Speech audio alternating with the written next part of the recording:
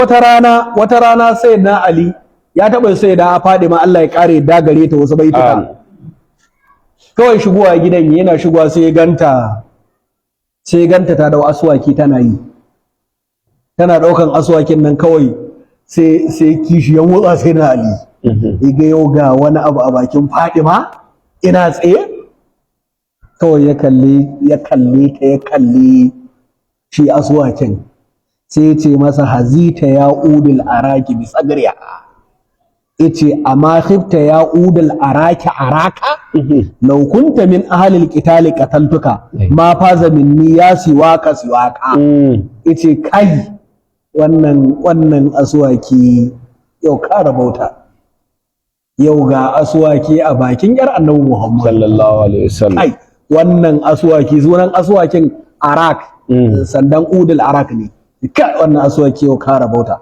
Amma kuma mamaki ka bani, amma haifta yanzu baka ji tsoro ba ya kai ya udul araka kana bakinta kuma ina kallon ka, ya kamata ka faɗo daga bakinta saboda me, saboda ina kallon ka.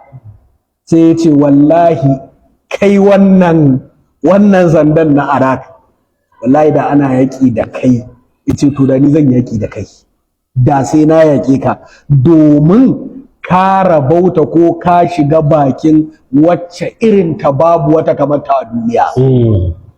Wata kamarta ice babu kamarta a duniya. Aiko yana faɗa mata haka ita ma sai da faɗi ma kawai sai ta zaran masa naka. Ita ma sai ta ce masa anta ali wa khairul bu'ulati kullaha ba'da an-nabi wa khairu man wadi al-hasa ahabbtuka hubban la yuqasu bi mislihi fa anta li qalbi wa sururu nasibi zauji aliyun sayyidun wa muqaddamun bil fadli wat taqwa wa husnul khulqi. sai ta ce masa lalle haka yake ga aliyu mafi alherin mazaji. Duk wata mace ba ta yi sa'an miji kamar mijina ba, take gawa imami gaba da gaba. Sai ta ce ba adan nabi kai bayan annabi fa ni ban san khairu man wada al'asa wani mafi alherin wanda ya taba kasa bayan kai ba. In dai bayan annabi ne to ba kamar mijina. Wannan Fadima Allah ya kare yadda gare ta ita take faɗi. Tace ahabbtuka hubban la yuqasu bi misli. Tace wallahi na so ka so irin sanda ni ban san da wani abu da za a auna wannan kaunar ba. Fa anta li qalbi wa sururu nasibu. Tace kai alkai ne fa mai rabon zuciyata. Zuciyar nan ta same ka. Ka karbe ta kai ne rabanta. Mijina Aliyu abin gabatarwa a falala da tsoron Allah. Ai tana direwa shi ma sai ce bari dan ƙara miki dai sai da sai ce Fadimatu hubbiki fil fuad muqimun.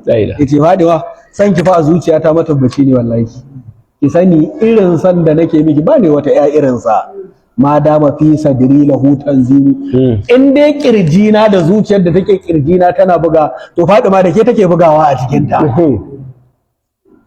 Wannan sai ka ce tsakaninsu su wari kalmomi na yaban juna, to ya kake ji idan mun zo kuma ya aliyu ba Allah Muhammadu ko ya Fadima ta ce wa manzon Allah, kai ka san abin da za ta faɗa, kai ka san ba karamin abu ne ba.